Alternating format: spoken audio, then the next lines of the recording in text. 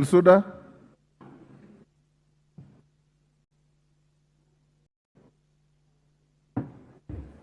There you are. Thank you, Mr. Speaker, for giving me this opportunity. And I would like also to join in eulogizing the late CDF. And I want to say that there are many lessons learned truly, but there's no time. I want to say that in eulogizing the late Ogolla, cultural practices or diversity is upheld in the Constitution. And if given chance to mourn, I think we have not yet fully concluded in mourning General Ogolla. And when you see the region carrying on with mourning, know that it is constitutionally upheld in the Constitution.